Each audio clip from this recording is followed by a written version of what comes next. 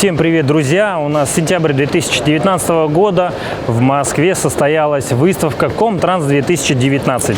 Это отличная возможность посмотреть на новинки, которые будут представлены многими производителями, а также встретить старых добрых друзей, партнеров и знакомых. Что новенького и интересненького, пойдемте, конечно же, посмотрим.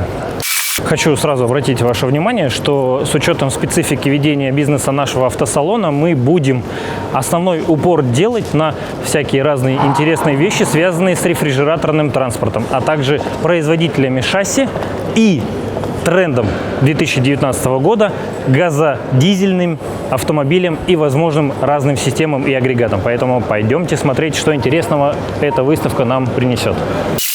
По традиции представлены российские, зарубежные производители дополнительного оборудования, холодильников, тормозных систем. И при входе в первый павильон нас, конечно, встречает огромный стенд Volvo. Пойдемте узнаем, что интересного есть у них.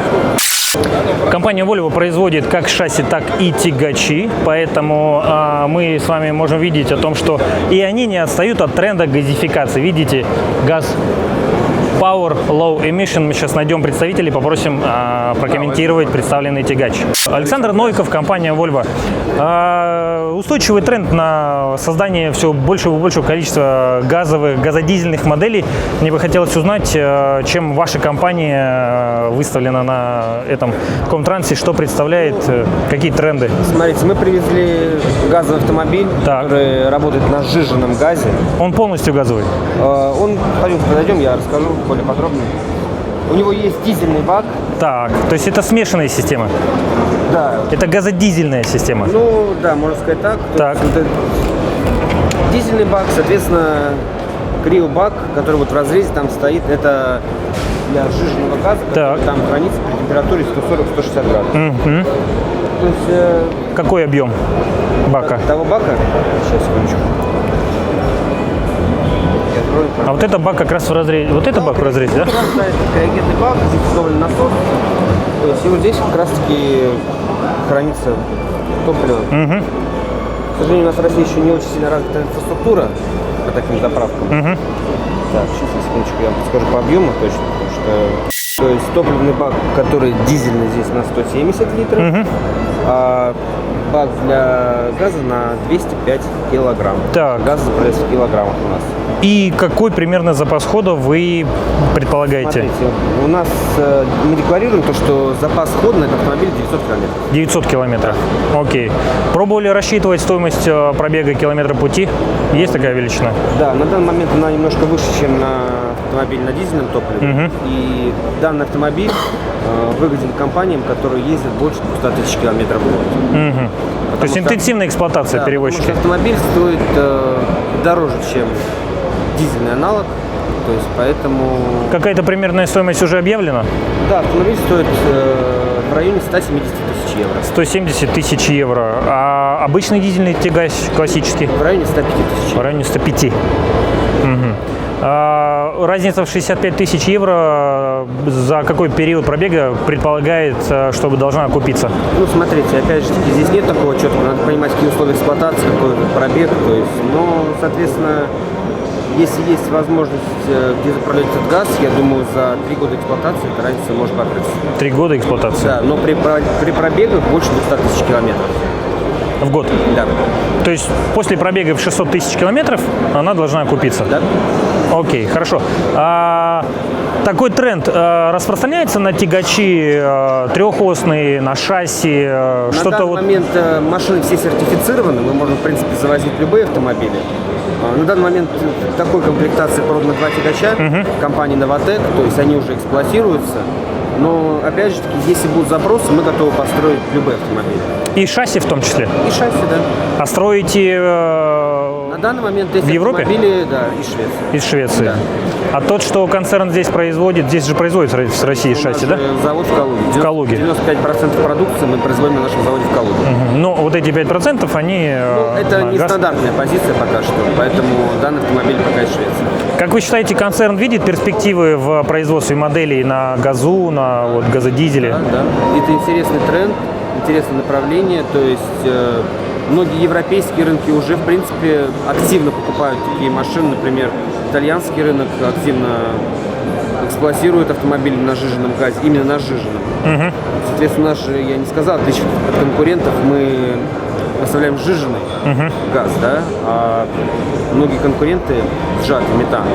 То есть запас хода значительно выше на таком автомобиле. Соответственно, тренды есть. Будет спрос от рынка, будем предоставлять и шасси, и трехосные 6х2 автомобили любые. Я понял. Соответственно, ждем спроса и развития инфраструктуры. Хорошо, удачной вам выставки. Спасибо, что вы нам рассказали. Спасибо. Всего доброго.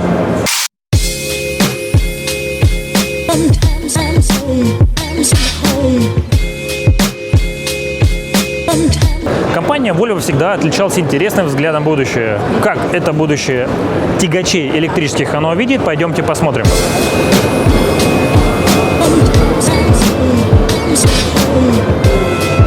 Запас хода 100 километров, скорость менее 40 км в час, грузоподъемность 32 тонны. Скорее всего, это модификация, которая предполагает перемещение каких-то прицепов в рамках складов, небольших расстояний и такой человека-заменитель. Очень круто.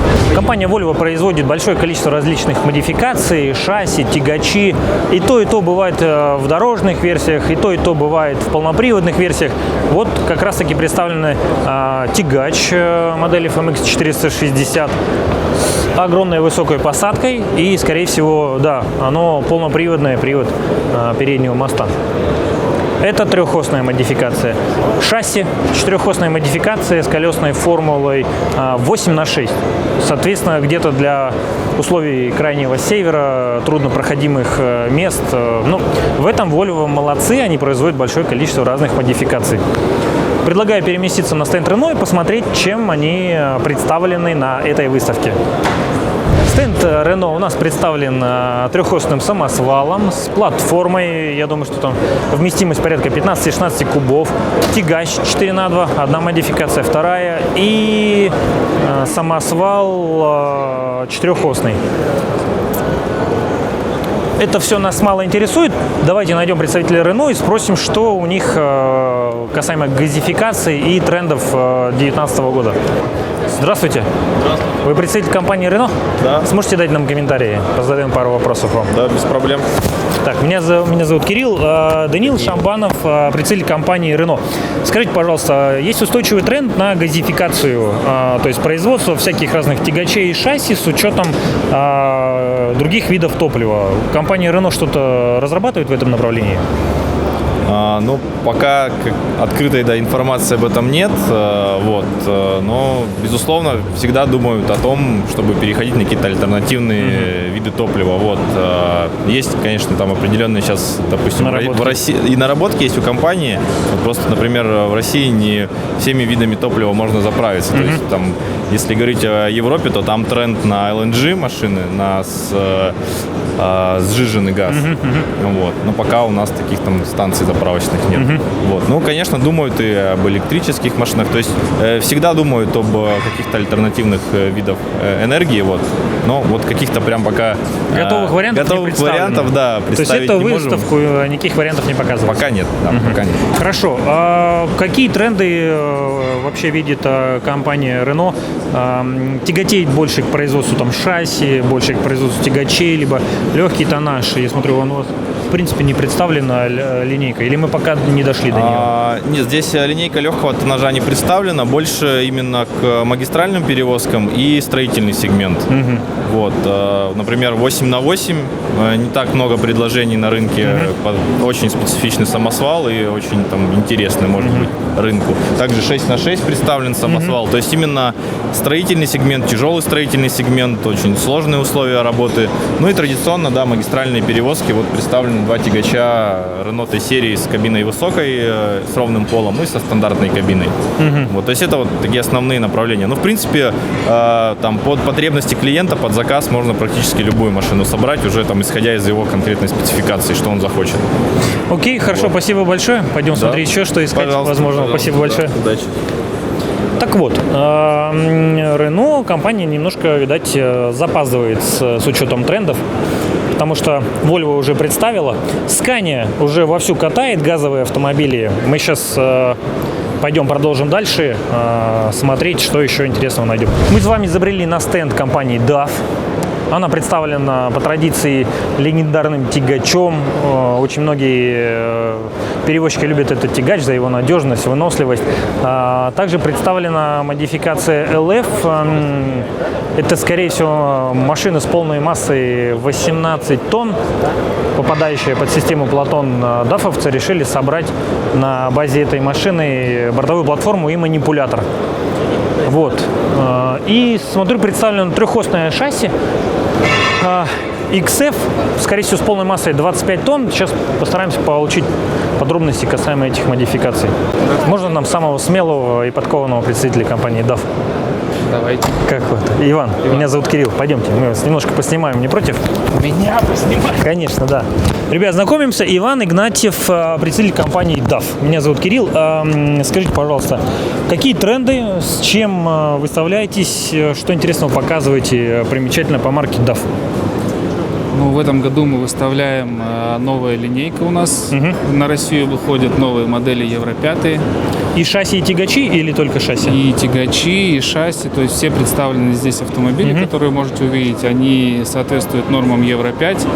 Они соответствуют всем современным трендам, всем технологическим разработкам, которые были внедрены за последние 3 года вообще в технике DAF в Европе. То есть все это сейчас российский потребитель может получить здесь, в России, по приемлемым ценам. Для сравнения, новая линейка дает сокращение по расходам топлива до 10% по сравнению с предыдущим модельным рядом, так называемым 105-м XF. Это касаемо тягачей?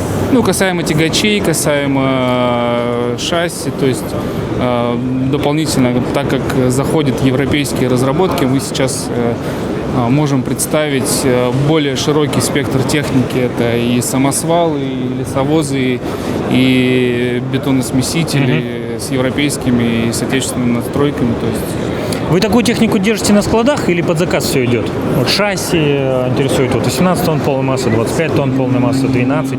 Чаще все-таки это идет под заказ, потому что у каждого клиента свои требования к технике, соответственно, все это... Срок производства какой с момента заказа, с момента до момента доставки? Срок производства на шасси устанавливается в пределах 2-3 месяцев. Дополнительно срок добавляется уже на производство надстройки, потому что настройка может быть разная. Это может быть просто кузов, он, естественно, попроще, и, сроки производства в течение месяца дополнительные, плюс к шасси. Если это что-то серьезное и посложнее, типа бетоносмесителя, то, соответственно, здесь уже сроки могут быть и плюс 2 до 2 месяцев. Разные, да. Скажите, а почему не представили модель с полной массой 12 тонн? До Платоник шасси. Ну, мы о нем говорим, но решили показать ту технику, которая у нас не было до сегодняшнего момента, скажем так, которая не так хорошо продавалась, как хотелось бы представительству. Поэтому 12-тонники, они продаются, о них знают все, то есть они не претерпели никаких изменений, потому что на Россию уже поставлялись машины с доработанными до Евро 5. Скажите, а несколько из наших клиентов покупали DAF с полной массой 12 тонн и жаловались потом, после продажный сервис, что не было запчастей, были сложности, что какие-то обычные расходники чуть ли не по 2 месяца ожидали. Ситуация изменилась? Да, в этом вопросе? Ситуация в этом вопросе поменялась в лучшую сторону, потому что машин стало больше продаваться, соответственно, и запчастей стало больше под них завозиться. То есть, это понятно, что есть определенная проблема, когда новая техника заходит на рынок, есть определенные сложности по запасным частям, потому что еще объемов больших нету. На сегодняшний момент уже с запчастями проблем нет. Вы прошли от обратного. Сначала напродавали, потом завозили, да? Вот так вот. Вы считаете, машину с полной массой 18 тонн, насколько перспективной? Какое количество запросов вы получаете? Потому что она попадает под систему Платона, а это многих останавливает от покупки такой модификации. Ну, машины 18 тонн – это все-таки городские развозные машины, то есть на них система Платон не действует, а тем, кому нужно перевозить грузы там, с прицепом, допустим, то 12-тонная машина есть, которая может... То есть это больше к строительному сегменту. Вот модель представлена у нас здесь, 18-тонная, да. Это имеет отношение к строительному сегменту. То есть. Я понял. Устойчивый тренд на газификацию и создание техники на альтернативных видах топлива. Что DAF в этом направлении предлагает, разрабатывает или готовится только к этому? Я пока не вижу, что что-то у вас было. Ну, DAF перешагнул этот тренд, где газовые двигатели, они перешагнули и сразу же перешли к более высокотехнологичному, к электрификации. То есть уже сейчас в Европе есть компании, которые эксплуатируют автомобили на электрической тяге. В этом году на выставке во Франкфурте были представлены эти машины, и часть машин была передана напрямую клиентам уже в эксплуатацию. То есть в Европе машины на электрической тяге уже эксплуатируются. Ну, отлично. Будем работать тогда. Спасибо большое. Хорошей выставки. До свидания. Большое количество различных модификаций в виде шасси нас особенно интересует касаемо марки DAF. Эта марка, в принципе, вот стоит неким таким особняком, она была всегда мне интересна, а с учетом того, что вот есть полная масса 12 тонн, 18 тонн, 25 тонн, то есть средний и крупнотоннажный сегмент, этим брендом можно закрывать. То есть это прямой наш интерес – брать шасси и застраивать под ваши потребности, под ваши нужды. Двигаемся дальше. В настоящее время мы сейчас застраиваем аналогичный МАН с фургоном на 40 евро палет, рефрижератором. Вот это аналогичное шасси DAF полной массой 25 тонн. Сюда можно сделать там и 18, и 20 палет длину фургона. Любую настройку можно сделать. Хочется такой тоже автомобиль застроить и потестировать его прям от начала до конца, изучить. Поэтому если есть кто хочет заказать аналогичную машину, звоните, договоримся, сделаем прям красотку по высшему разряду для вас. Один из интересных стендов нашего партнера – компания «Чайка Сервис», город Нижний Новгород. Мы у них заказываем пластиковые спальники закабинные. У них в этом большой опыт. Они, соответственно, делают пластиковую капсулу, прикрепляют к кабине, и наш клиент, покупающий у нас «Газели» на постоянной основе, обзор есть на нашем канале, в принципе, этим очень доволен. Вот свой опыт они распространили на производство пожарных машин, поэтому молодцы. Они также делают эвакуаторы, ставят манипуляторы. Опыт у них в этом достаточно огромный, можете видеть и свои. И, кстати, у них есть автогидроподъемники интересные. Вот автогидроподъемник на базе, что там, Газон Next на полноприводной версии. Значит, на базе Хина собран манипулятор с краном Тадана. А вот еще какие интересные штучки они делают. Автогидроподъемники на базе прицепа. Если вы не хотите покупать там целиковую машину, то можете заказать прицепчик. Наш дружище с «Чайка Сервис» Макс Конев. Макс, привет. Стенд компании «Урал» представлен 3 модификациями. Это шоссейная версия самосвала трехосного. Такой запас жизненного пространства для любителей, вот рьяных любителей вот этого запаса. Я думаю, прям берите «Урал», не пожалеете. Вот эта модификация, которую можно рассмотреть также в виде шасси, это для особо искушенных. Если вам надо собрать, там, например, полноприводный 6х6, там, рефрижератор, борт, там, промку или что-то угодно, то можно рассмотреть «Урал». Это будет крутой проект, если это получится. Ручки как на «Газели». Next. Торпеда, как на «Газели».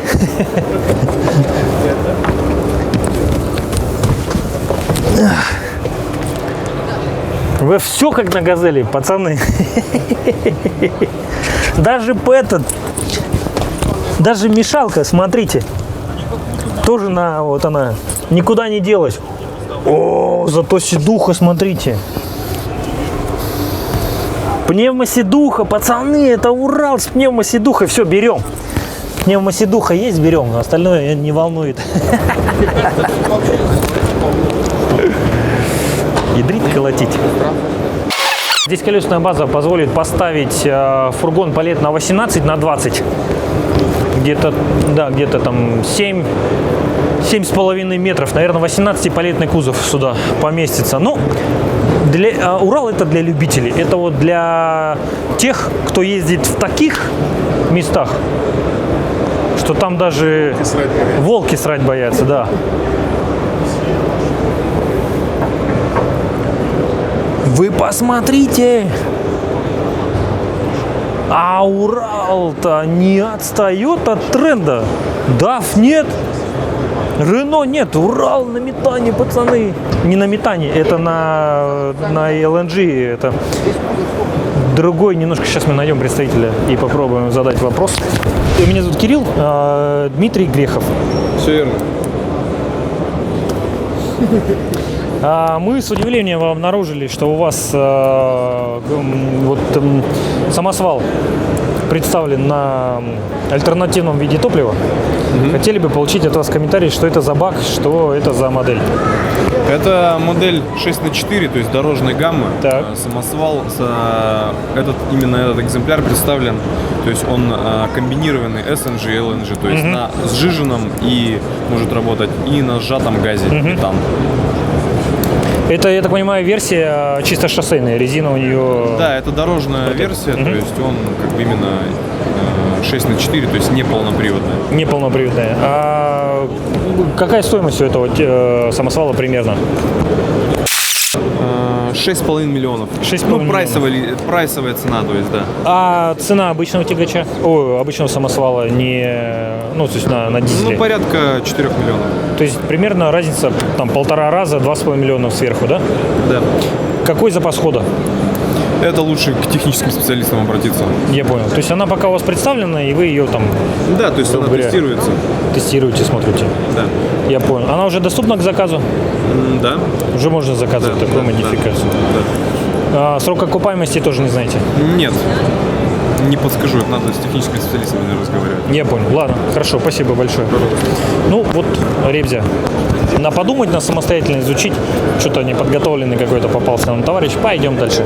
Стенд компании Hino. Японский производитель очень нас интересует. Компания представлена большим количеством модификаций, начиная от легкотоннажного сегмента, заканчивая и большими шасси, и тягачами, и самосвальными шассиями. Поэтому пойдемте посмотрим, чем представлен стенд, и позадаем наши вопросы. Итак, для центра города Москвы, а также Москвы и Московской области перемещения для городских перевозок, на стенде Hino представили модель Hino 300 600 серия. 3 модели представлено в России. 600 серия, там помещается фургон длиной 3 метра. 640 версия, вот эта, фургон помещается длиной 3,8. Сейчас, ну-ка. Да, это 640-я версия с длиной фургона 3,8 метра и вместимостью 7 евро палет. У них есть еще самая большая модификация, это 650-я колесная база, там можно фургон поставить длиной до 4,6 метра. Рефрижератор с термокинговским холодильником и с классным мощнецким фургоном компании Sib Eurovan. Хорошо сделали, прям люксовчик. С испанской фурнитурой МРФ, все дела. Это... Ой. Пацаны, извините, мы не специально залезли сюда. Фургон под глубокую заморозку. Пластиковый, прям как мы любим говорить, на полном фарше. Средний тоннаж у марки Hino представлен модификацией Hino 300. Индекс шасси 700-я серия. Там есть модель 720, 730. Это две колесные базы. Полная масса 7,5 тонн. И колесные базы, которые позволят поставить вам фургон длиной 5,20 на 10 палет. И 6,20 это на 12 евро палет. Особо рьяные товарищи растягивают еще фургон в ширину и получаем фургон вместимостью на 15 евро палет. Но при этом он становится вот такой вот немножко несуразный, как каракатица, и небезопасно. Дальше. Средний тоннажный сегмент представлен модификацией Hino 500. Две колесные базы также. Можно выбрать себе фургон на 15 европалет, длина 6,2 метра. И длинная колесная база позволит вам поставить сюда фургон длиной 6,80. Это будет уже 16 европалет вместимости. Она уже идет со спальником. Полной массой 12 тонн, не попадающая, соответственно, под платон. Все просто, аскетично, нализано, надраено, как для выставки готовились. Фургон также сюда поставили Sib Евровен в топовом исполнении. Пластик, алюминий, нержавеечка. Это вот закос небольшой под Мосдизайн-Маш. Вот, поставили автономную холодилочку Thermo-King T560 и поставили гидроборд.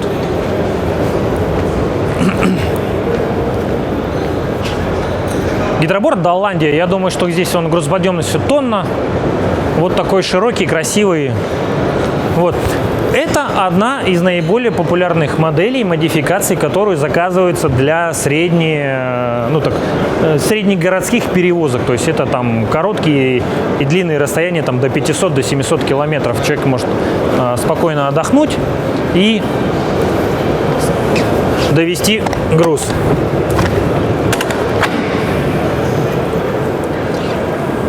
Обратите внимание, какой интересный пол.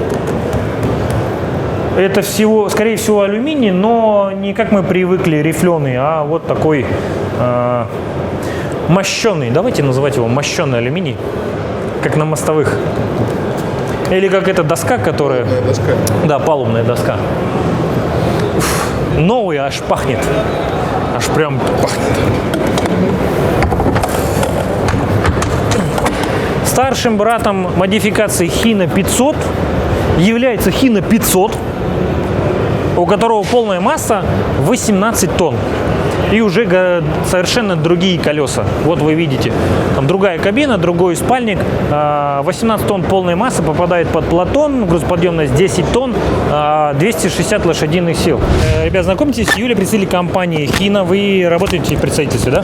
Да, дистрибьютора. Дистрибьютора, отлично. У нас есть несколько вопросов. Вот касаемо обновилась, я так понимаю, модель с полной массой 18 тонн. И вот это шасси вновь 26. представляете, да? Почему вновь? Оно было представлено. То есть это модель какая есть? Ну нет, она тоже обновилась, но как бы она у нас была, она в некоторых моментах поменялась. Просто у 350 лошадей теперь было 260, соответственно, более мощный автомобиль стал. Какая полная масса? 26 тонн? Да. Ага. Хорошо. Какое количество колесных баз? Одна? Три колесные базы. Короткая, средняя и длинная. Так, здесь вот средняя. в длинах по монтажной длине рамы это сколько? Это надо спецификацию, пойдемте посмотрим. Ну, примерно там 18, 20, 22 палеты, так, чтобы мы примерно... Я вам по палетам не скажу, могу Не только, подскажете, да? по спецификации можем посмотреть.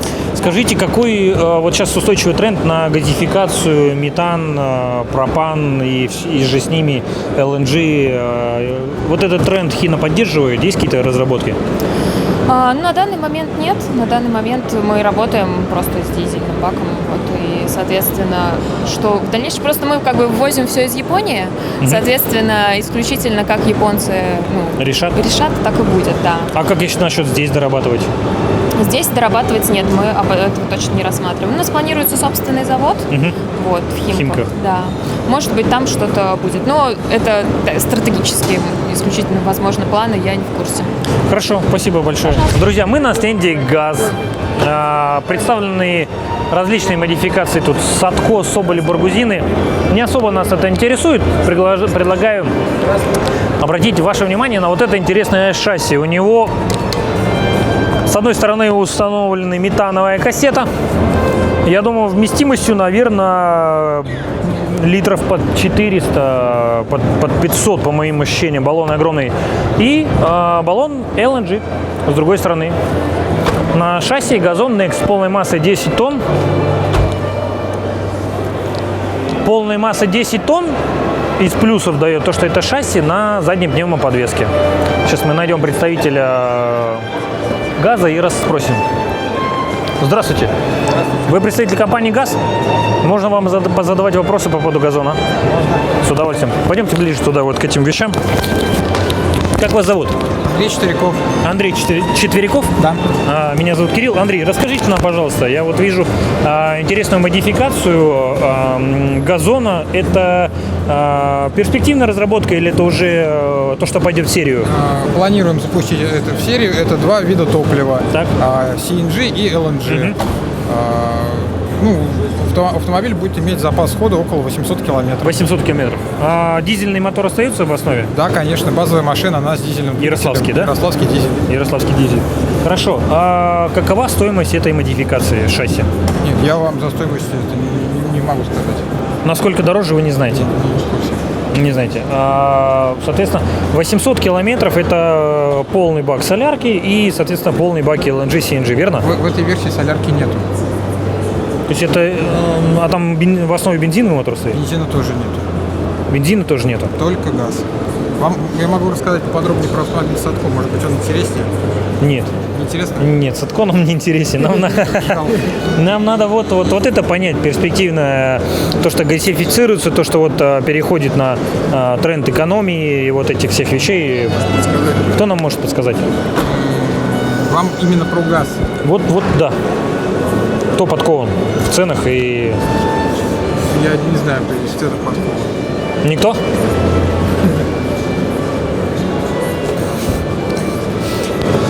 А как выставляете модификацию, цен не знаете?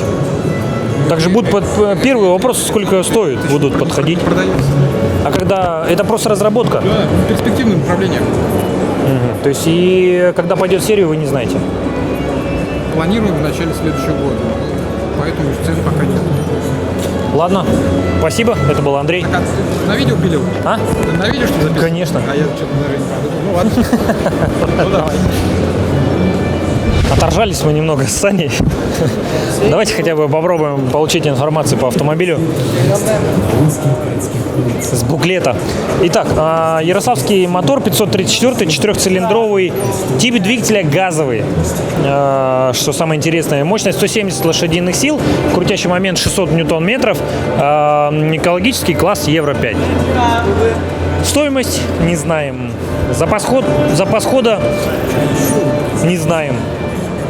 Через полгода должна пойти машина уже в серию, а мы ничего не знаем. Ну, как бы…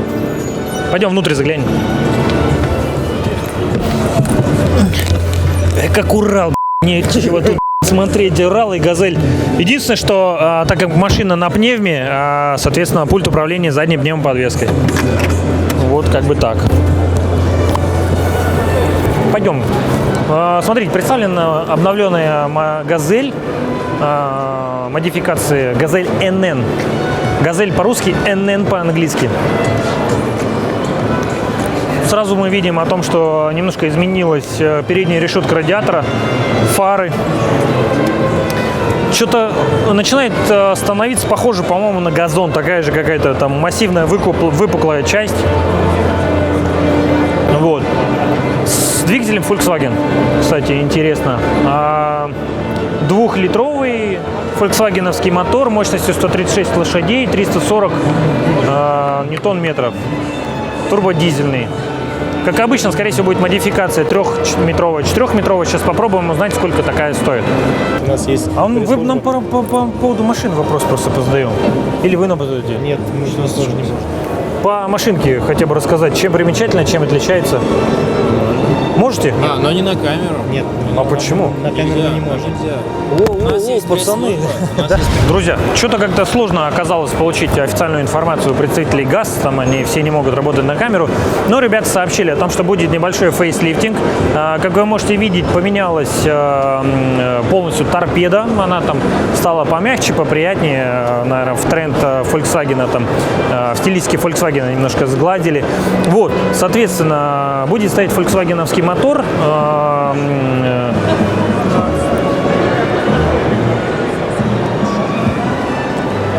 немного, чуть-чуть того поменяет, и плюс сотка. Чуть-чуть того, плюс сотка. Сейчас еще пару выставок, и «Газель» будем покупать по цене Форда Транзита. Вот напротив представлена одна интересная модель. Я думаю, это перспективная, раз она вся изрезанная, разрезанная. Это, скорее всего, «Газель Next» на электромоторах, на электротяге. Установлена большая кассета батарей. Вот здесь вот, смотри, спрятана так красивенько. Мощный электромотор, который приводит в движение задний кардан, передает крутящий момент на заднюю ось. Почему-то сделана модификация на заднем односкате. Почему, не знаю, может быть, газовцы что-то в этом видят интересное. Здесь вот вы можете видеть, что отсутствует основной мотор и также вот электрокомпоненты вот этой интересной перспективной разработки. Не знаю, попробуем получить также комментарии по этому поводу, но может опять зашифруется газовцы. Что, опять шифруется? Ну да. Отправили получать информацию человека, который отказывается ее давать на шифре Нагана. Вот, значит, ребят, электромобиль, номинальная мощность 70, максимальная 100 киловатт. Емкость батареи, автономный ход от 110 до 170 километров. Максимальная скорость 100 км в час. Время зарядки 40 минут до 80%. Ну,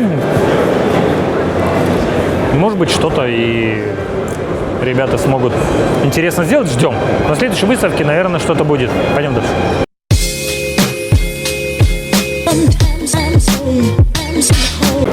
Ребятишки, представлен стенд компании Schmitz. Schmitz – глобальный лидер по производству полуприцепной техники. У них представлены и самосвальные модификации, тентованные, а также полуприцепы-рефрижераторы. В угоду тренда последних 2 лет они тоже изготовили удлиненную модификацию 16,8 метра, которая позволит перевести примерно на 5 палет больше. Вот, за подробностями пойдемте узнаем. Господа, стандартный полуприцеп длиной 13,6 метров вмещает 33 европалета. Schmitz изготовил модификацию длиной 16,8 метра плюс 8 европалет. Удар по перевозчикам. Еще один, смотри, какой красавчик-представитель, руководитель отдела продаж. Знакомьтесь, Саня. Пойдем, расскажешь нам, вот нас эта модель интересует. Прям плюс 8 европалет, да? Да, это плюс 8 европалет. Так. 16,8 метров. Да, это наш первый такой полуприцеп, правильно? первый полуприцеп такой. У нас в линейке есть стандартный наш 13,4. Да, классика. Потом у нас есть средний вариант на данный момент, это 14,7. И сейчас это такой самый-самый длинный полуприцеп. Слушай, ну вы, получается, сейчас многих переплюнули в этом компоненте. То есть я Мы всегда идем впереди 16,8 планеты не всей, встречал. С учетом того, что Schmitz, еще раз повторюсь, глобальный лидер, и они вот такие полуприцепы делают. Самое тут лучшее. Любо-дорого посмотреть. То есть все прям по фэншую, вот прям так классно все сделано. Поэтому я думаю, что эта модель будет популярной, да? Она будет популярна. Вопрос логистики, он всегда существует. Для тех перевозчиков, которые занимаются логистикой хорошо, настраивают свою перевозку полностью, эта модель будет пользоваться спросом однозначно. Насколько она дороже, чем 13,6? То есть если мы, давай, берем по минимальной комплектации там, с простым, условно, там, 1300 максимой, и вот сейчас это что? У вас даже свой холодос. Здесь свой холодос. Мы не можем сравнить стандартную комплектацию, потому что здесь полуприцеп оснащен должен быть как минимум более мощным агрегатом за своей длины. Если мы говорим про разницу, то разница, наверное, где-то от 15 тысяч евро. И дальше это уже собирается, соответственно, в зависимости от комплектации. Ну, это так, ощутимо. Но, с другой стороны, многие перевозчики говорят, что этих самых 8 палет не хватает во многих случаях. И приходится загружать второй полуприцеп. А здесь вы... То есть получается 33 плюс 8, 41 палет. Да. Что-то в этом есть. Решение, да. Друзья, мы подошли к стенду компании Carrier Transicold, компания, которая продает холодильное оборудование, обслуживает, ставит. Леха Рыженков, давний друг, товарищ. Я вот в Инстаграме видел несколько заставок, что у вас что-то прям какое-то такое суперское вы готовы предложить, и телематику, и оборудование. Давай, показывай, рассказывай. Давай с тобой. Давай, откуда покажешь? С автономки, да? Что это такое? Автономка, вертикальный агрегат, вектор Е. Так. Улучшенный Вектор Е, Там. улучшенный агрегат Вектор 1950, полностью электрический, более мощный, с уменьшенной экономической топливностью, минус 30%. То есть на 30% меньше стал, Да. потому что У это него- был у него такой получается средний расход топлива где-то 2 литра. 2 литра в час. А был? Где-то Ну, порядка, просто я знаю, что 3. на carrier жаловались, что он Порядка жрет 3, там да, какое-то 1950. количество. А также мультитемпературное это все. Все есть, да? Да, А функционал. цена та же осталась или подорожала? То же поймали самое, меня, то же самое. Поймали То тебя, же да? самое. Вот, а то, что ты видел, это, короче, City Max. Сейчас пойдешь покажешь. Так, короче, агрегат City Max. В чем одна модель, две модели? Так, Не, модельный 5 ряд штук. состоит из 5 штук. ага. Это В чем 280, 300, 350, 450, 500, 700. Так. Более упрощенный агрегат Вента с мощностью Ксариуса. Соответственно, здесь более... С надежностью Ксариус? С надежностью, Или с надежностью Нет, Венты? с надежностью Ксариуса. Здесь более увеличенный теплообменник. Соответственно, мощность Мозги увеличится. делать не будет холодильник? Не мозги будет. делает. Не будет. Как лето, так он мозги мне делает. Не будет. Я смотри, к тебе потом И приеду. смотри, и получается Он обещает, что не по будет. ценообразованию, грубо говоря, если брать 280, это 300 Вента, если да, аналоги брать, по цене 200. А по мощности, то есть 280 это аналог Это аналог 300 Вента, да, 3 киловаттник. 3 киловаттник. Окей, City Max 700 это аналог 600 хорька? Нет, это выше. Выше? Мощнее агрегат, да. То есть Это до 40 кубов? Да. До 40 кубов. А денег сколько стоит? Ну, примерно там 7 евро, 8 евро. Ну, где-то порядка, да, 7-8. Ну, то есть вы пытаетесь составить конкуренцию V800 Thermo King? Совершенно верно. Да? Да. Я понял. Ну, посмотрим. Гарантия какая? 2 года. 2 года. Ну, позыкаем. Так, телематика. Что еще ты? Чем хвастаешься? Ничем больше. Пошли отсюда. На выставке представлены одни из наших партнеров. Компания H-Thermo. Она же Hwasong Thermo. Соответственно, они предоставляют также полный комплекс холодильного оборудования от маленького до большого.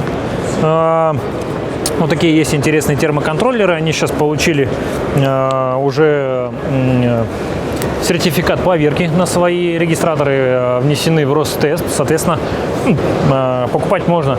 Холодильное оборудование, вот эта модель HT500, мы сейчас только что таких смонтировали 2 единицы на наши Форды Транзиты. Вот. Также ребята долго-долго везли, но привезли модель автономочку HT700. Здравствуйте. Добрый день. Вячеслав, меня зовут Кирилл, очень приятно. Приятно. Скажите, пожалуйста, какова мощность этого холодильника и сколько он стоит? Ну, данная мощность этого холодильника, она, это новая модель Кореи, она производится вот последние только месяца 3. Она гибридная, состоит из 2 двигателей, один дизельный, янмаровский, японский, другой электродвигатель со своим компрессором, который снижает расход топлива в 2 раза практически и составляет около 2,5 литров. 2,5 литра в час? В час, да. Что-то дофига. Мы сейчас были на стенде Carrier, там автономка новая, огромная автономка на полуприцеп ест 2, а здесь 2,5. 2,5? Нет, там 2 они заявляют, да. Ну, они только начали делать, корейцы. Я думаю, сейчас, если мы сообщим про конкурентов, что у них есть расход в районе 2 литров, я думаю, они будут их поправлять. Не понял. Хорошо, эта модель на какой продув рассчитана? Она рассчитана на 60 кубометров. 60 кубометров. Это получается 8,5 метров примерно, 8,5 метров, да? И сколько у нее цена? У нее цена 1 300 000. Так, а в евреях это сколько? Так, евро, это где-то порядка 15 тысяч, наверное. 1 300 000? Да. 1 300 000 на 74. 17 500. Ну ничего. Ничего. Цена конкуренции. Это розница или это не розница? Это розница. Да, розница для клиента. Угу. Окей. Какая гарантия? Гарантия завода 18 месяцев. 18 месяцев. Да, с 18 месяцев, либо 100 тысяч километров. И сколько весит? Он огромный, пипец. Она весит 600 килограмм. Офигеть. Мне кажется, конкуренты полегче, почему-то, мне кажется. Я, конечно, сравню. Выглядит массивно, но на самом деле... Но выглядит он очень огромно. Ребят, мы заходим на стенд к нашим партнерам. Компания Комтрансюг. Они самостоятельно, значит, возят холодильное оборудование марки Yunjin Thermo. У них представлены различные модификации, начиная от самой маленькой вот модели Yunjin 650. Ну что вы уши навострили? Ну сидите, чё? Повернулся, да. 60-е. А сотка есть у тебя или 60-е сразу 150-е, да? То есть самая маленькая модель Yunjin 060, дальше 150-я модель, 350-я, 550-я, а вот это вот 650-я модификация, самая огромная, рассчитанная на 40 кубов. Вот, мы уже несколько таких установили, вот, клиенты в общем целом довольны. А с учетом того, что там очень привлекательная стоимость, то, ну, имеет место быть. Пойдем сейчас я главных действующих лиц покажу. Сколько агрегатов продали в том году? В том году мы продали 270 агрегатов. Какие планы на этот год? На этот год. Ну, надеемся на выставку, что какой-то толчок еще будет для продаж. Ну, переплюнете? Вообще, да, стараемся переплюнуть. Ну, в команде Толь-Тольш, я думаю, переплюнете. Да, ну, по плану у нас 350. 350. Да. Окей, автономки? Автономки везем, продаем. Как себя показали? Показали себя хорошо. Автономки на самом деле. На самую первую автономку купили в Казани. Уже 2 года автономка ходит. Никаких проблем с ней нету. Техническое обслуживание вовремя делают ребята. Все работает. У нас двигателя Кубота стоят там, японские. Не Янмар. У нас не Янмар. Я сейчас был на стенде Аштерма. Они говорят, у нас Янмар. Янмар у них стоят, да. А у вас что? У нас Кубота. А Кубота является основным производителем этих маленьких моторов, потому что у Куботы вся линейка сельхозтехники, которая идет, все оснащаются именно двигателями Кубота. Они самые первые начали разработку этих малогабаритных двигателей именно для сельхозтехники. Ну, огонь. Да, и вот они как бы, поэтому мы решили, у нас тоже Янмары сначала были. Электрические есть холодосы? А как же? Где? Почему ты не представлен? Где? Ну, лежат у нас на складе. Ты имеешь стояночной секции, что ли? Нет, просто с электродвигателями. Аналог Thermo-King B100. Нет, таких нет. Carrier Neos. Таких еще не разработали, нет. Нет? Да, они дорогие. Дорогие? Да. Они даже дорогие. У Аштерма есть Эко 100. Эко 100, у него цена какая, посмотри. 100. Не 100. Плюс 100. Плюс 100. Да, у него цена большая. Электрический, как бы, сам по себе компрессор электрический, он как бы дорогой на самом деле. У него цена порядка где-то 80 тысяч стоит компрессор. А почему здесь не поставили электрический, ну, с розеткой? Да, места просто нет. Места просто нет. Понятно. А состоянка есть, естественно.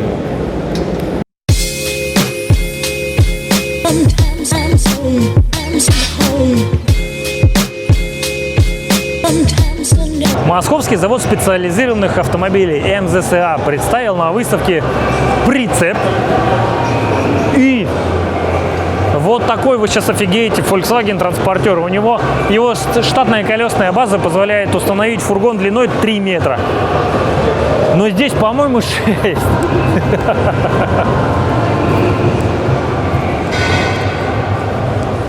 Да, 6 метров. То есть парни взяли, отрезали раму, смотрите, в этом месте. И сделали огромную вставку.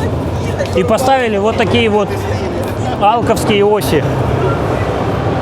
Жесть. Слушай, они, интересно, взвешивали этот автомобиль? Он как по полной массе проходит? Так. А он еще и, смотрите, и как эвакуатор предполагается. Это, по-моему, в Европе есть такой тренд, вот делать низенькую тележку и ставить такие оси. Эвакуатор, фургон. Габаритные размеры кузова до 6,3 метра. Полная масса перевозимого. Офигеть. Слушай, мне интересно, вот если взвесить его, то реально технически допустимая масса автомобиля 300.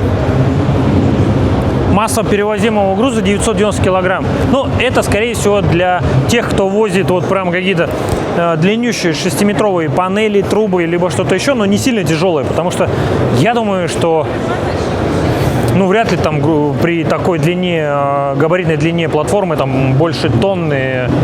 Он и так, в принципе, там тонну так в напряге с 3-метрового перевозит, а здесь еще и больше. Друзья, забрели мы на стенд Джака. Китайские ребятишки, партнеры, впервые выставляют самосвал на базе тяжелого трехосного шасси, полной массы 35 тонн. Грузоподъемность шасси 18 тонн, минус там самосвальная платформа, останется тонн 15. Мне кажется, маловато, но мы сейчас у ребят узнаем. Китайский, там большой джак большим джаком, но наш особый интерес, конечно же, прикован к вот этой модельке Jack N35. Ребят, эта модификация Jack N35 должна прийти на наш рынок. Мы ее очень сильно ждем. Она должна, соответственно, прийти на замену супер популярной модификации Hyundai Porter 2. Машина всем полюбилась и пользуется бешеным спросом.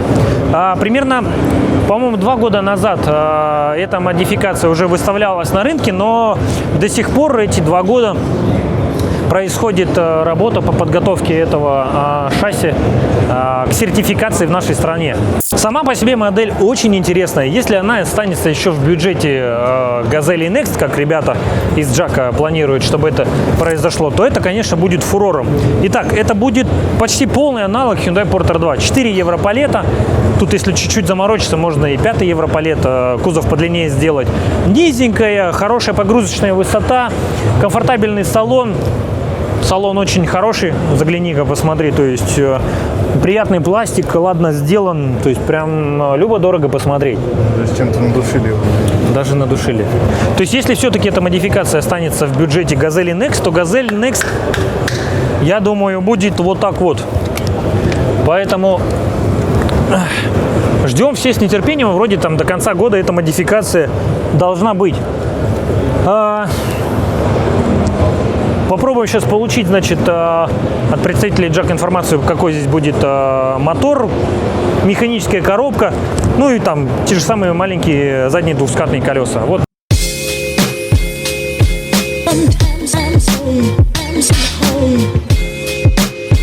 В базовой комплектации этого автомобиля и Webasto, и круиз-контроль, и магнитола, и складывание зеркал, пацаны. Ох. Ребята предполагают, что эта модель по их вот там временным планам должна появиться к весной следующего года. Мы очень ждем, потому что если там планы все выдержат наши, то есть они стараются сделать таким образом, чтобы цена такого автомобиля в этом жирном фарше 2 литра дизель, 136 лошадей, там 6-ступенчатая коробка, ESP, ABS, машина прям реально хорошая. Предполагает, что цена этой машины будет в бортовом исполнении 1 400 000. Это пока планы, к этому стремятся. И мы очень надеемся, что это так и произойдет. Поэтому ждем Jack N35. Парни сказали, что они привезли этот самосвал в опытном режиме, поэксплуатируют, посмотреть, как будут обстоять дела. Цена 4700. Дешевле, чем КАМАЗ. Но с учетом, наверное, госсубсидий на КАМАЗ, КАМАЗ все-таки будет чуть поинтереснее при покупке в лизинг. А так, интересные модели. Они планируют потом сертифицировать ее машину в виде шасси, делать мусорки, там, самосвалы и мультилифты, там, все-все-все. Поэтому, в принципе, интересная модификация. Ну, будем смотреть, как она себя проявит. Пойдем дальше. Смотрите, как прекрасно выглядит легендарный зубренок. МАЗ-зубренок. Что у нас здесь есть? Чем хвастают? Мотор Евро 5 170 лошадей, коробка Fast Gear, 6-ступка, скорее всего. Полная масса 6700. Это, наверное, собственная масса 6700. Что-то как-то странно. Технически допустимая масса автомобиля 12 тонн, а грузоподъемность 5300. Технически допустимый. Я что-то ничего не пойму. Ну, короче, тонн на 5 зубренок подойдет. Это удлиненная модификация, 6-метровая. Цвет классный. Внутрь Нет, можно попасть внутрь, пойдем. Попадая в кабину МАЗа, снаружи он красивый, такой прям блестящий весь. А внутри понимаешь, что комфорта он лишен. Может, лет через 15 батька все-таки согласится, чтобы здесь было хоть чуть-чуть по-другому, чуть-чуть покомфортабельнее, а не так, как все эти 30 лет или больше. Поэтому, ну, тут, конечно, ахтунг, пацаны. На этой выставке присутствует компания Ford. Ford именно то отделение, которое отвечает за крупный тоннажный элемент Ford Cargo. У них представлены обновленные тягачи, белый, синий цвет кабины, а также на этой выставке представлена модификация с полной массой 18 тонн, 1833 Ford Cargo. Есть у них и трехосная модификация с полной массой 25 тонн.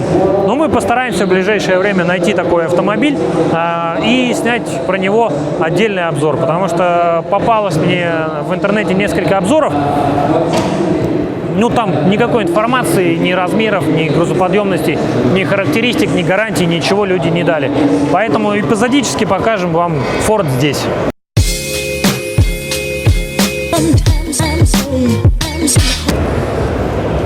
Огромный стенд Isuzu. Смотрите, что здесь интересного представлено. Так, и маленькая модификация Isuzu Elf 3.5, то есть это 3,5 тонны, Б-категория, полный привод. Это очень интересно становится. Пойдемте посмотрим. После долгих попыток убедить замечательных, красивых представителей марки Isuzu пообщаться с нами и дать интервью, они сказали, корпоративная политика не позволяет. Придется отдуваться мне. Итак, бренд Isuzu представлен на российском рынке довольно давно. Огромное количество модификаций, начиная с самых маленьких моделей Isuzu Elf 3.5. Это B-категория, это две колесные базы с дизельным двигателем. Туда можно было установить кузов на 5 палет и на 8 евро палет. Сейчас на выставке представлена модель, которая еще и оснащена полным приводом. Пойдем посмотрим. На базе этой модели собрали, значит, мультилифт. Такой игрушечный, чтобы дети играли в детском саду. Вот, мультилифт компании Хива, полноприводная модификация. Соответственно, будет ездить где-то в жопе мира и из недр жопы мира вытаскивать контейнерные баки-блоки. Дальше. Следующая модификация Isuzu Elf 5.2. Это полная масса 5,2 тонны, C-категория. Со слов представителей Isuzu, эту модель покупают активно в регионе, где B-категория никому не нужна. Соответственно, там точно такая же колесная база, короткая и длинная, задний привод, полный привод. Далее. Идем и перемещаемся в такую модификацию, как Isuzu Elf 7.5. Это обозначает полную массу 7,5 тонн, и тут большое количество различных модификаций. Помимо того, что есть 4 колесные базы, под фургон длиной 4,60. Кристина, тебе дали добро? Удачи. Я думал, тебе разрешили. 4 колесные базы у автомобиля с полной массой 7,5 тонн. Длина фургона, значит, 4,60, 5,20, 5,90 и 6,300. Особо рьяный удлиняет до 6,600 и пытается таким образом вытянуть аж 16 евро палет. Самое приятное, что вот эта модификация «Мороженица» представлена с новым типом двигателя. Этот автомобиль не дизельный, он полностью предназначен для работы на метане. Пойдем. У него с обеих сторон располагаются баллоны объемом по 150 литров, вот с этой стороны и с другой. Вот, вторая кассета для баллонов располагается в этом месте. В этом месте заправочный штуцер, все красиво спрятано. В таком исполнении машина идет напрямую из Японии. То есть метан не здесь ставится, а машина прямо напрямую с Японии. 4 колесные базы вы можете себе заказать с этим исполнением. Со слов представителей, 2 баллона по 150 литров, запас хода 350 километров пробега. насколько это правда или нет, мы сможем в ближайшее время, как только будут проводиться какие-то испытания, это все дело проверить и удостовериться. Но, тем не менее, машина заслуживает своего внимания. При этом 75-я модификация может быть также и полноприводная с колесной формулой 4х4. Таким образом, машина с полной массой 7,5 тонн C-категории достаточно трансформируема в разные модификации и ипостаси. Вы можете это все дело выбрать и для себя подобрать.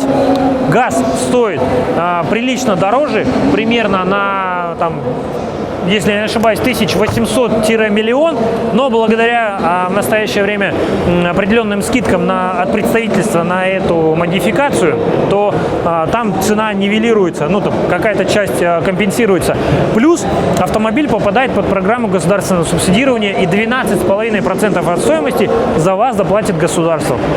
Поэтому, если такая модель вас заинтересовала, go в лизинговую компанию, call нам, мы вам КП высылаем, отгружаем, и все будет чин-чинарем.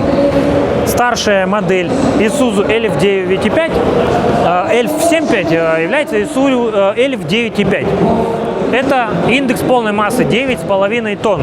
Машина C-категории с грузоподъемностью шасси примерно 6,5 тонн.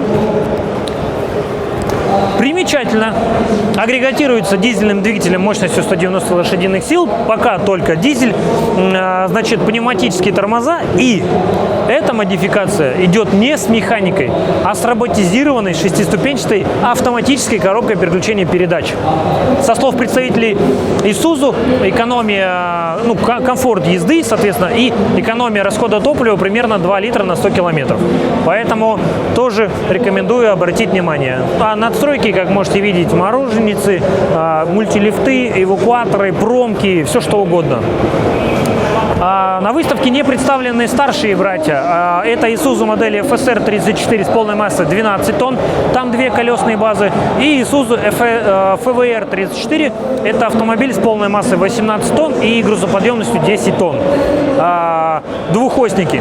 Соответственно, единственное, что есть представлено из самого тяжелого сегмента, это Isuzu Giga. Вот такая трехосная модификация. Как правило, на них застраиваются самосвальные платформы, что-то еще. Но есть случаи, что застраивают рефрижераторы, тента.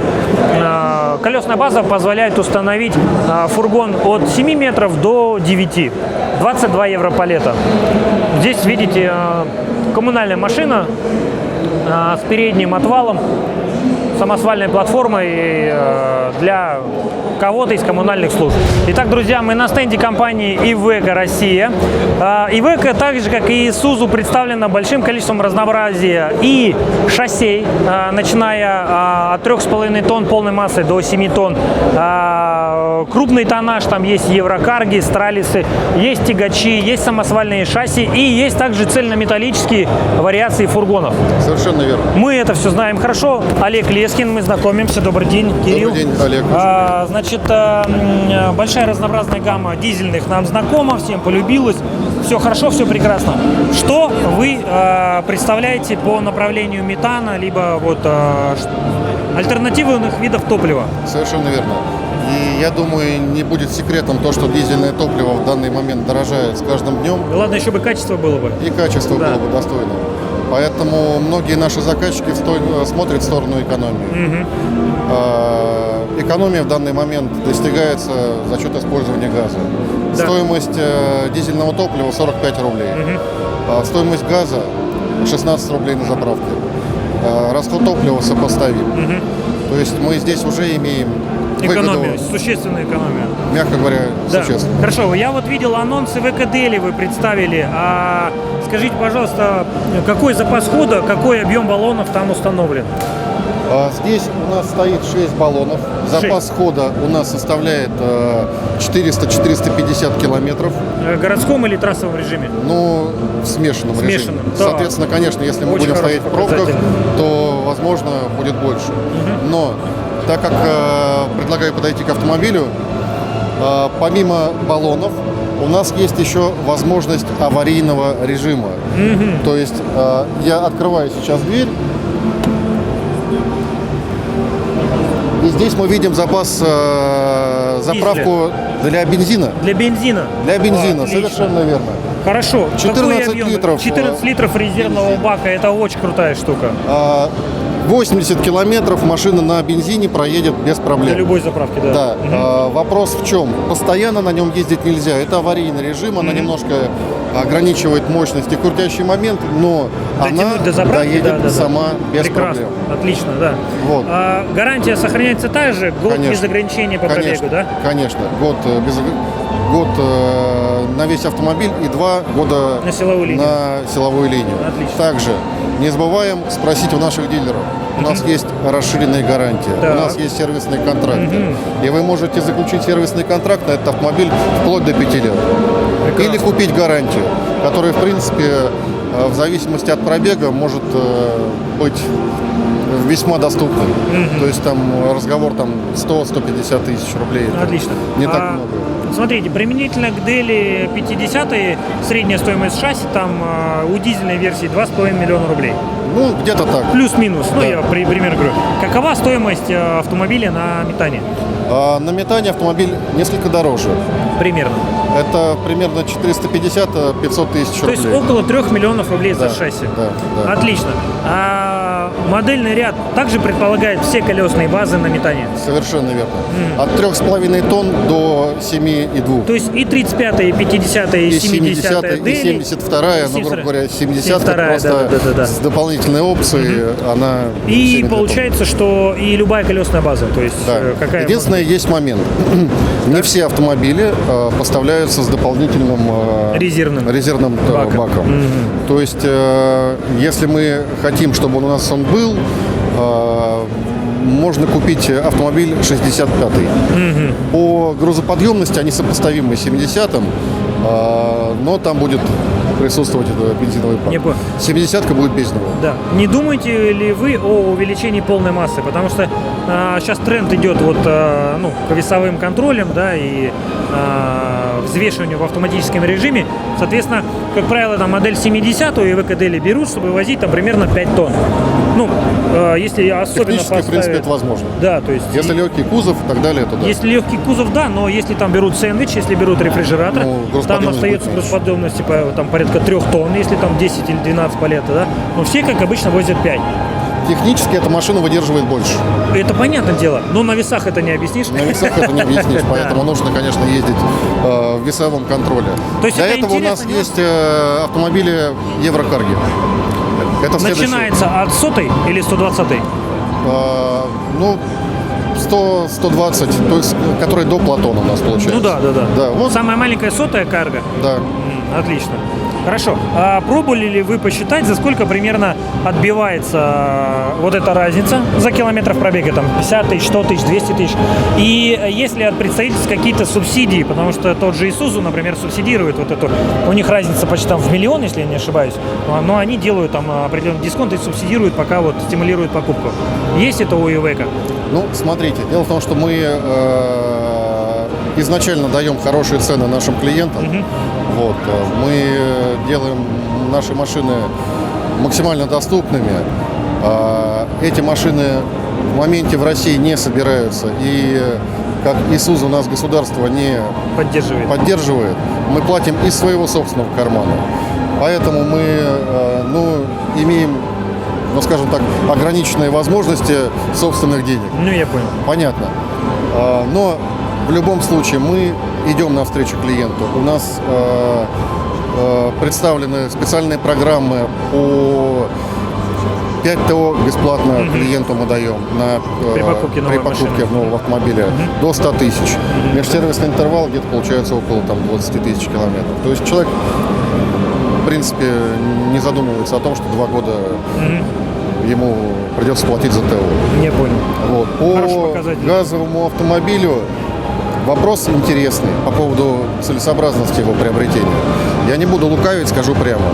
Этот автомобиль нужно покупать целенаправленно и обдуманно. Ну да.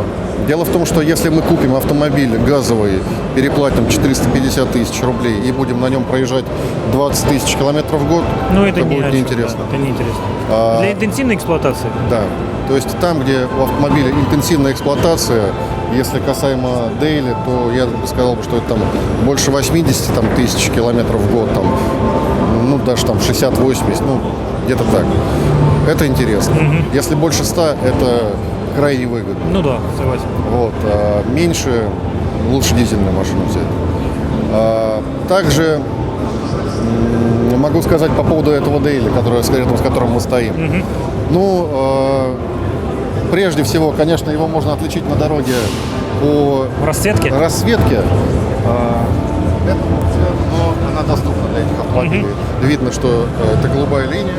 Продолжается вот эта вот решетка. Это все по умолчанию метановые машины так разукрашиваются? Это опция. Опция, да. Да, но она стоит не больших денег. Я думаю, что ее имеет смысл поставить, чтобы другие участники движения видели, что вы, в отличие от них, не загрязняете атмосферу. Ну, помимо того, что вы все-таки экономите топливо. Вот. И еще один замечательный момент в данном автомобиле, что присутствует, ну, к сожалению, не у всех производителей LCV, легкой коммерческой техники. У этого автомобиля полноценный 8-ступенчатый автомат. Кстати, немногие марки дают возможность заказать автомобиль на автомате. Совершенно верно. Здесь как раз данная модель на автомате. А если мы откроем дверь и убранство нашей кабины... Убранство шикарное. Оно сопоставимо с минивеном, с легковым автомобилем, но никак не с коммерческим транспортом. Согласен. Многие люди проводят полжизни в автомобиле. Конечно. Поэтому, если ему будет приятно и комфортабельно находиться внутри этого автомобиля, само собой. Ну, в принципе, меньше уставаемость, лучший результат. Конечно. Также наша компания беспокоится о безопасности. Все автомобили в базе поставляются с аэрбэгом. Да. Аэрбэг водителя или пассажира тоже? В базе у нас идет водитель. Водителя. Да, ну потому что по большому счету это не легковая машина и, ну, как правило, ездит водитель. Хорошо, скажите, вот этот газовый тренд, он распространяется на модельный ряд Еврокарго? Есть там какие-то модификации? Конечно. Представлены, да? Я предлагаю пройти к нашему другому экспонату нашей выставки. Это автомобиль Еврокарго, мусоровоз, чисто метановый автомобиль для города. Здесь у нас другие уже нюансы. Помимо того, что автомобиль бегает достаточно интенсивно по городу, мы экономим топливо, стоимость. Давайте не забывать другое. Мы живем в нашем городе, и нам важно не только чистый воздух, но и тишина. Да, есть такое дело. Я хочу обратить внимание, что газовый двигатель, он значительно тише, чем дизельный. Да.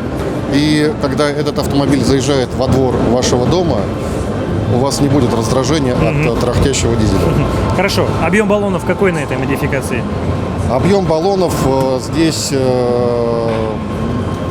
по-моему, 500 литров. 500 литров. 500 литров, да. Запас хода? Запас хода в среднем где-то 350-400 километров получается на данных автомобилях. Отлично. Можно поставить больше, но здесь, к сожалению, есть ограничения в виде... Да, сносить можно, да? Да, в виде кузова. Ну, в любом случае, для мусоровоза этого... Для города этого более чем достаточно, потому и что они 120-я, и 140-я, 160-я, 180-я, все Еврокарги могут быть заказаны на метане. Совершенно верно. И главный вопрос, какова примерная стоимость базового шасси? 120-й Еврокарги. Я боюсь соврать. Дело в том, что сейчас поменялось несколько моделей. Это вы можете узнать позже у наших дилеров. Дело в том, что будет некое обновление. Просто сейчас по деньгам по Еврокарге конкретно не могу сказать. И думаю, что... Сделаем запрос просто через время. Да. Также вижу и тягачи. Да, тягачи тоже верно. не обошли стороной газификацию. Совершенно верно. Вот. Как раз в тягачах у нас наиболее востребованный спрос по той простой причине, что данные автомобили преодолевают огромные расстояния и имеют огромные пробеги ежегодные, которые достигают порой 300 и выше 1000 километров. Я правильно понимаю, здесь то же самое, убранные все дизельные баки. Да. И здесь только, соответственно, два резервуара, назову их так, два отсека для баллонов. Да. На тягаче каков объем баллонов? На тягаче объем баллонов более 800 литров. Так, отлично.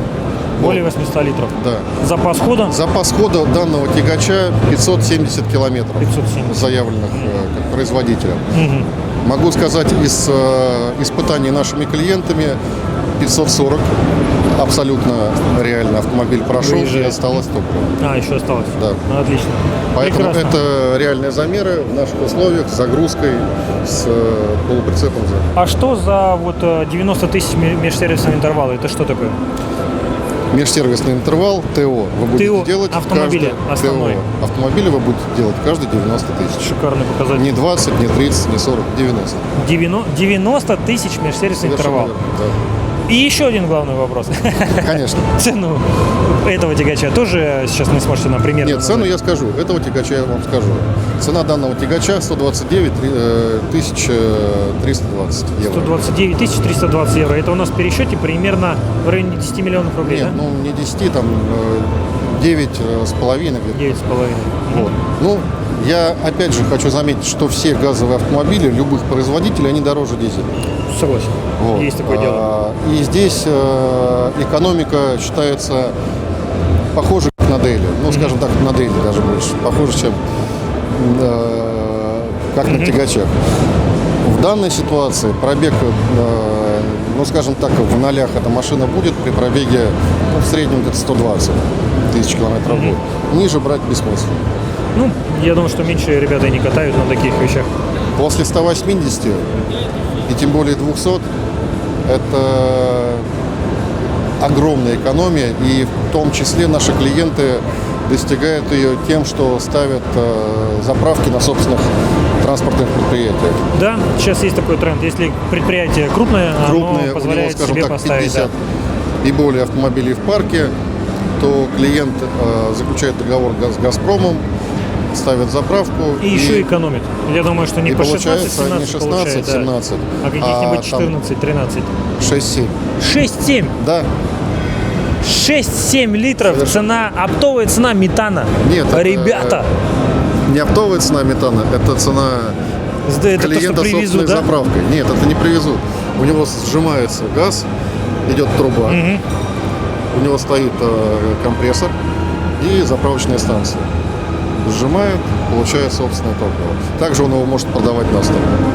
И зарабатывать на этом в том числе. Шикарно. И я так смотрю, и шасси ваше полноприводное, оно тоже с голубыми этими символами. Да, но оно на дизеле. Но оно на дизеле. Да. Значит, в тех условиях, ошибочка вышла.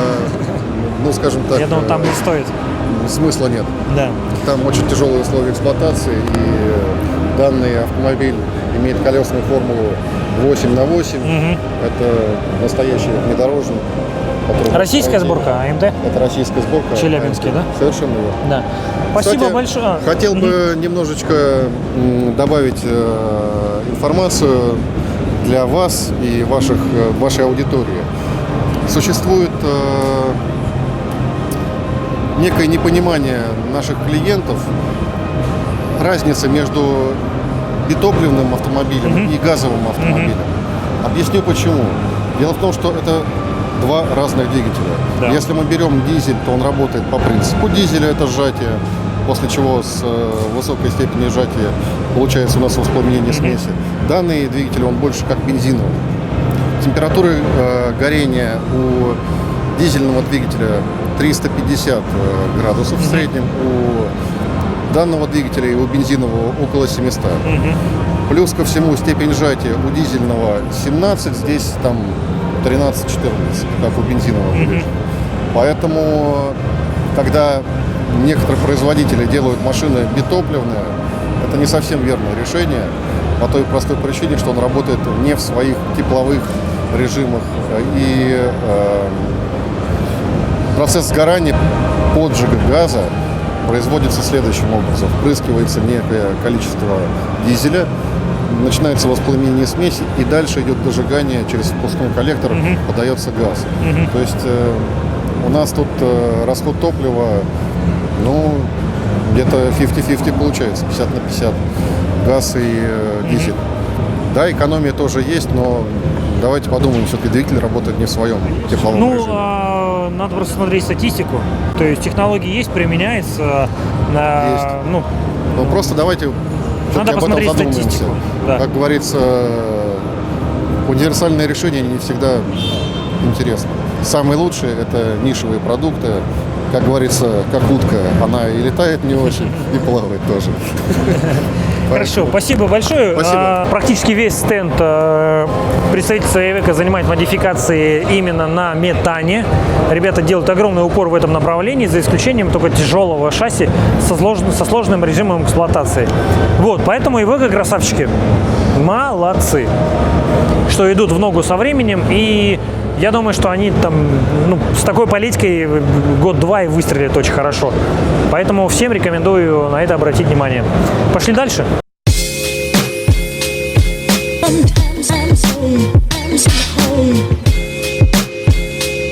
Друзья, мы подошли к стенду КАМАЗ, который представлен здесь некоторыми модификациями. Что заслуживает нашего интереса? Это трехосная модификация шасси КАМАЗ, 60-я серия. Это, если точно взять, какая-то модель. Сейчас. 65207. Значит, трехосник, скорее всего, с полной массой 26 тонн. Они для чего-то сделали. С китайским мотором Weichai. Газовый мотор Weichai с турбонаддувом. Значит, у него 400 лошадиных сил. Это колесная база. Сюда установили швейцовский кузов на 20 евро палет с автономкой, со ступенькой, с гидробортом. Ну вот это то, что мы сейчас на Мане собираем, 20 евро палет.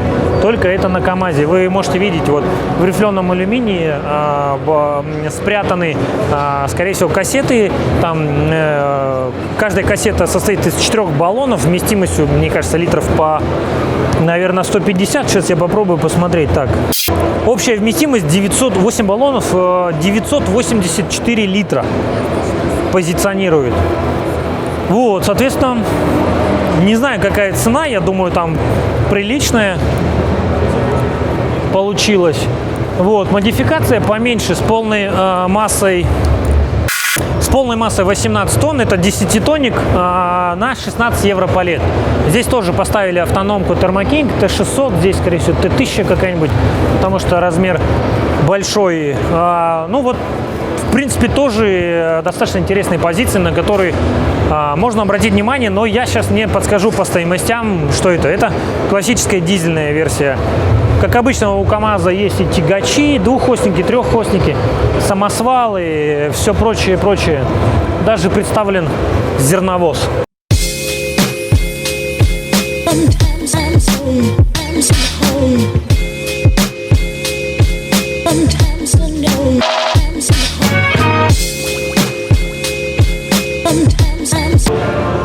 Стенд Hyundai Trucks and Bus.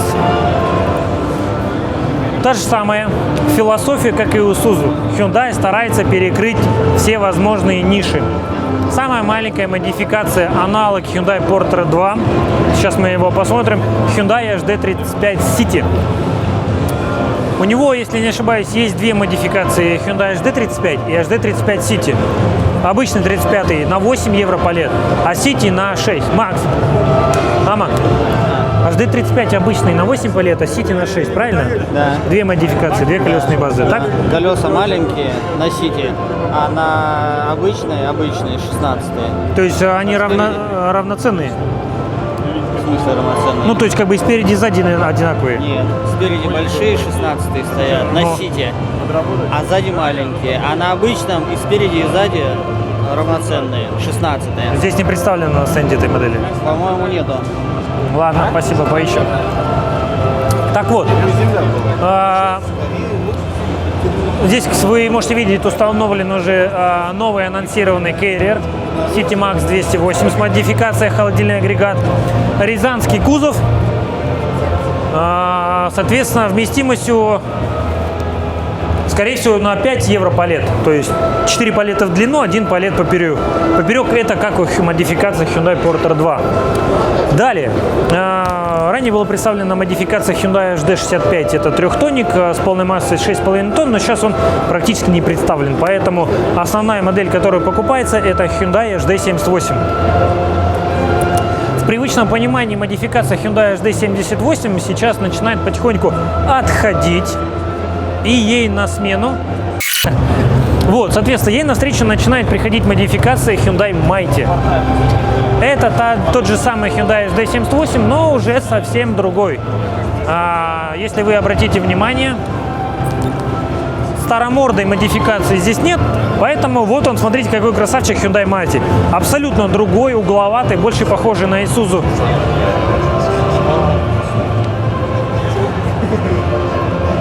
Валяюсь с людей. Исполнение кабины, угловатость больше похожа на Isuzu. От старого Hyundai здесь не осталось во внешнем дизайне практически ничего. Давайте заглянем внутрь.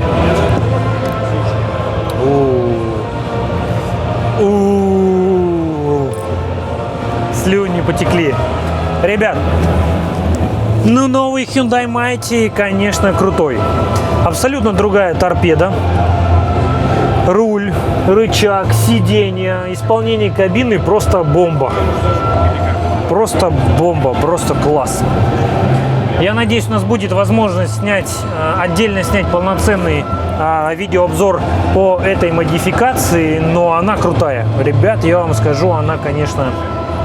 Не знаю, какой там сейчас идет мотор, уточним, но исполнение салона просто вот вообще класс. Не то, что у зубренка. По сравнению с предыдущим Hyundai, она, конечно, очень крутая. Итак, мотор оставили тот же самый D4GA, 4 литра объем, мощность увинтили. Было базовое 140 лошадиных сил, сейчас вот указано, что 107 до 170 лошадиных сил регулируемая мощность. Так, это у нас модификация рефрижератор, но цена, парни, в этом исполнении 4660. Это, конечно, уже бюджет там 7-тонников, 7-тонных машин, а не грузоподъемностью 4 тонны. Поэтому кусается. Несмотря на то, что 5 лет гарантии и 500 тысяч километров пробега, кусается. Пойдем заглянем внутрь. Это классический рефрижератор с приводным холодильным агрегатом, но на цену, на такую большую стоимость еще и влияет и то, что здесь гидроборд, скорее всего, бар Карголифт. И то, что еще внутри инфраструктура. И что-то ребята делают. Пойдем посмотрим. Здравствуйте, что вы тут готовите? Коктейли. Коктейли? Коктейли. Класс. А приготовите нам какой-нибудь вкусный? Да, конечно, какой? Только который не бьет по шарам. Вот отсюда хорошо заметно, как поменялась кабина. Вот это исполнение старое, вот эта кабина новая. То есть она стала более угловата. И поменялись там все, и бампера, и исполнение. И цвет поменялся. Был красный, стал белый. Ребят, как и исузовцы, все представители компании Hyundai оказались почему-то скромные. Никто не хотел пообщаться и рассказать, как, например, представитель Iveco красавчики помогли, сделали. Итак, что нам примерно чуть-чуть удалось выяснить. Hyundai Mighty EX9, которая здесь представлена, это не совсем то, что мы привыкли видеть в Hyundai HD78. У старого 78-го, того вот зализанного, полная масса 7,5 тонн. А здесь, ребята, внимание, 8,5 тонн полной массы. Соответственно, и допустимая нагрузка на заднюю ось это 6,6 тонны.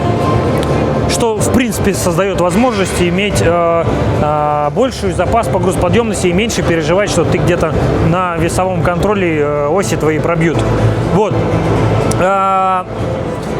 Этот автомобиль позиционируется по цене 4 миллиона 660 тысяч. Это дороговато, но здесь хороший качественный пластиковый кузов, холодильник Carrier, регистратор DataCold и гидроборд бар Карголифт на тонну, тысячная модификация.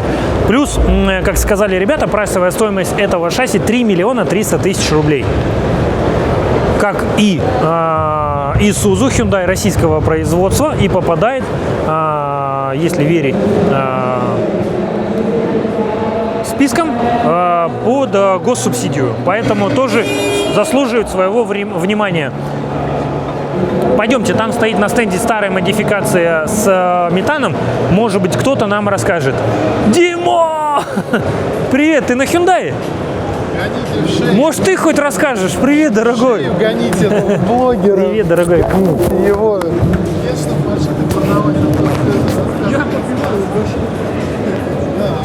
На удивление, еще даже кормят. Димон Иванченко, знакомьтесь, старый кореш, вообще 100 лет работаем, продолжаем работать. Дорогой, ты, может быть, я пытался тут получить информацию по Майте, все стесняются. Ты владеешь информацией по Майте? Расскажи мне. А что тебе? И какая информация? Сколько колесных баз? Одна? 3. От мала до велика, какие размеры? Давай я тебе просто солью информацию. Какую? И все. За бабки. Ну, даже бесплатно по старой дружбе. Давай, сливай. С тебя рыбалка и все. Базара нет. Мы такие бартеры любим. И данные у тебя. Итак, сколько колесных баз? Давай, 3 колесные базы. Давай. Короткая, средняя, длинная. Да. Ну, насколько я Подожди, понял... а что за 6500 полная масса? Это EX6, подожди, это маленькая модификация. Это аналог 65-го. Их 3, да.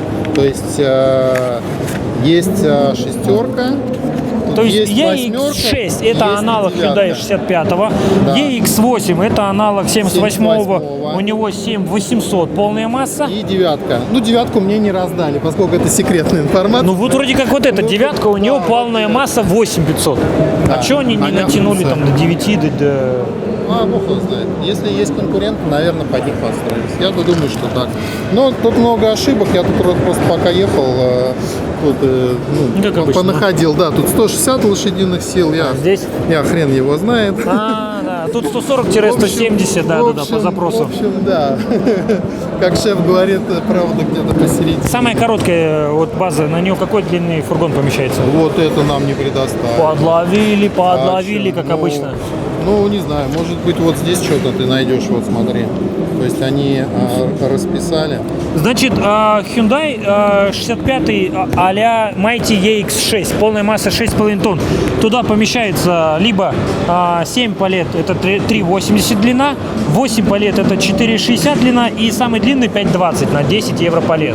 Так. Первые две модификации никому не нужны. Ну, в принципе, EX6-то особо никому не нужна. С полной массой 6500, непонятно куда.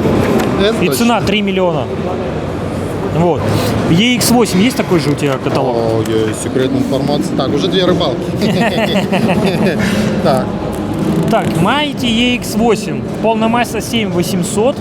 Меня вот интересует, как он тут без мочевины и сажевого фильтра евро 5 достигает. Ну, это ладно. Это Россия, детка. Да, и наверное.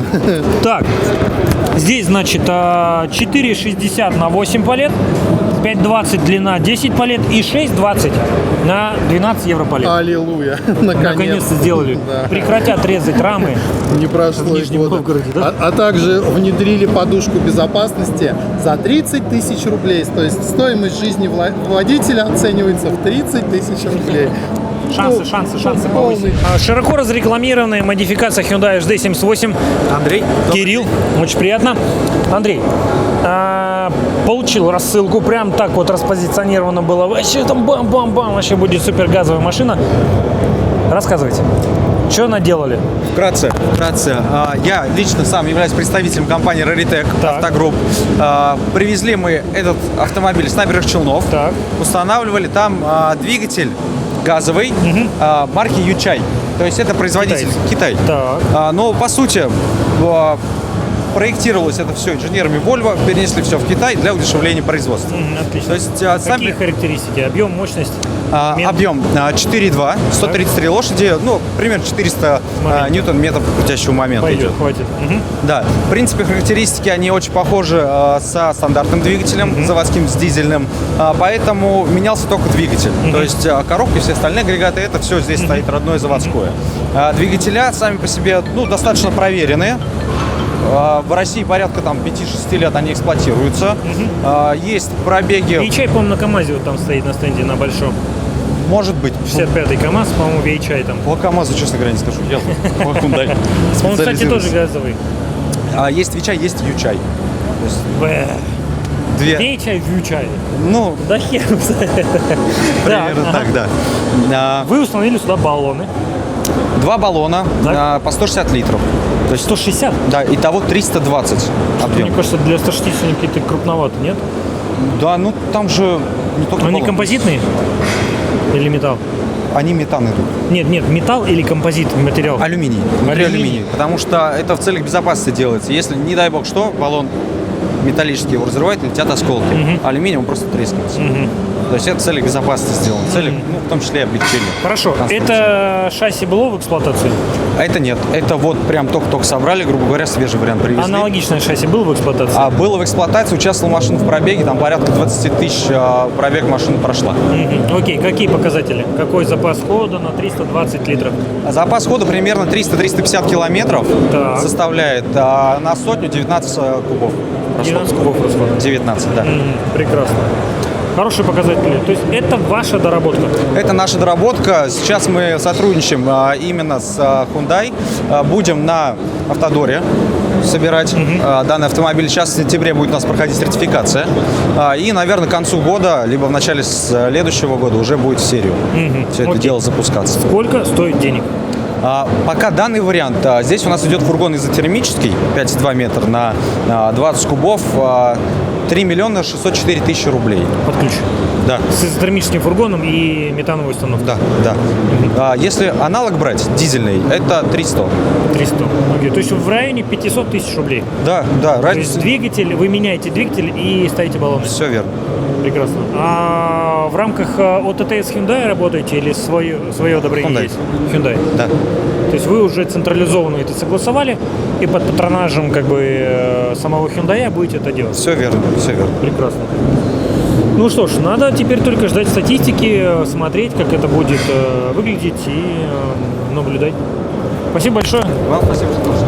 Один из немногих А больше тебе ничего Давай быстренько. Ребят, тут мы поймали нормального чела с представительства Джак, который поведал, окажется, что за стендом еще машины спрятаны. И здесь представлены две крутые интересные новинки. Мы все уже знаем модель Джак N120, но из-за того, что она на 22-х колесах, она ни хера не поворотливая. Нет, это вон так, Джак 120. Вот. Сейчас серийно появилась короткая модификация, которая, вот видите, представлена здесь с надстройкой. И с чем еще? Что еще поменяли? У нас То, что мы ждали. представлено здесь на стенде два автомобиля в других колесных базах.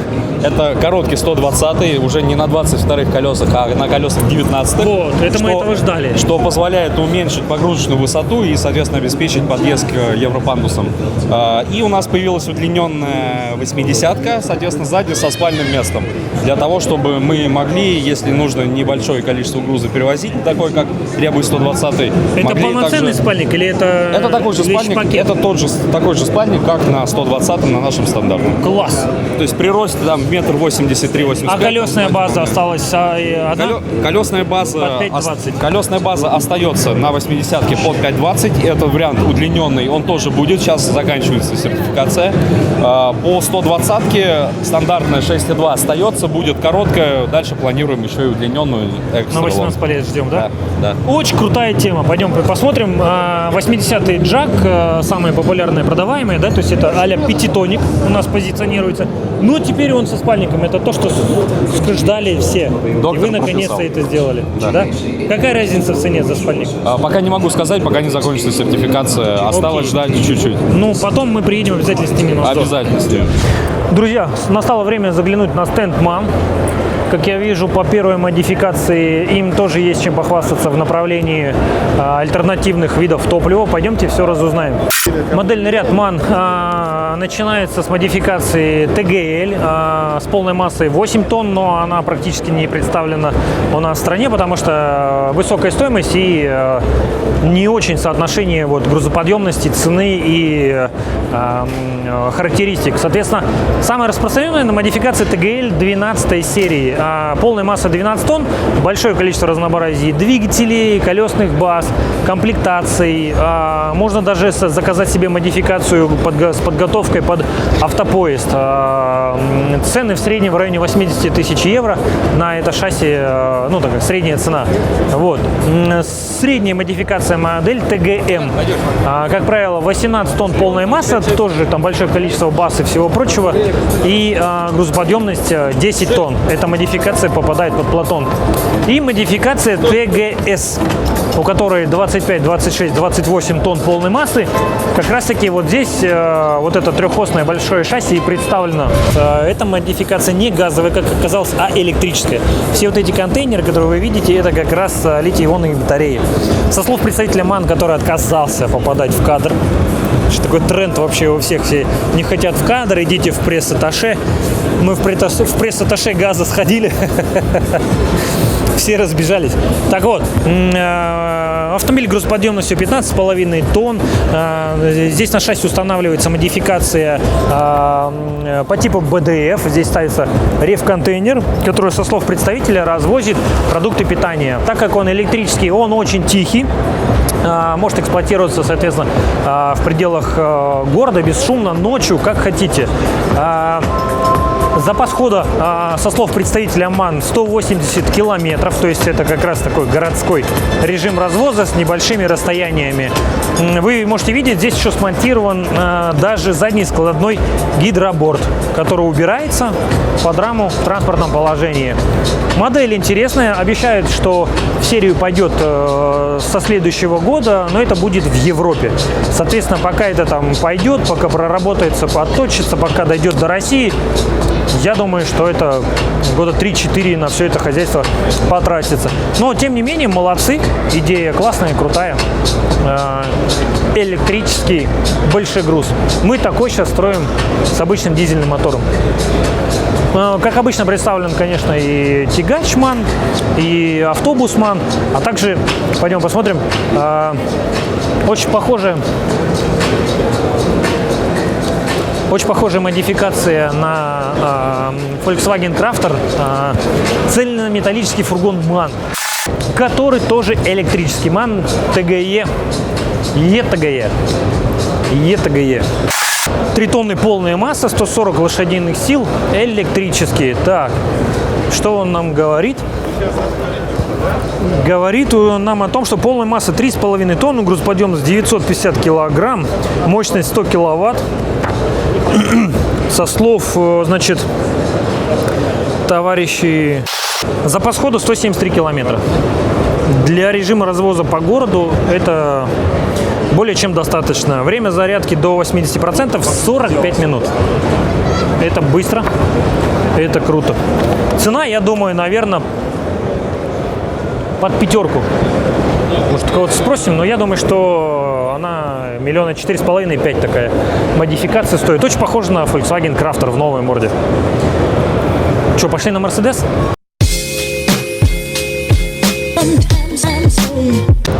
Господа, подходим к стенду Мерседеса.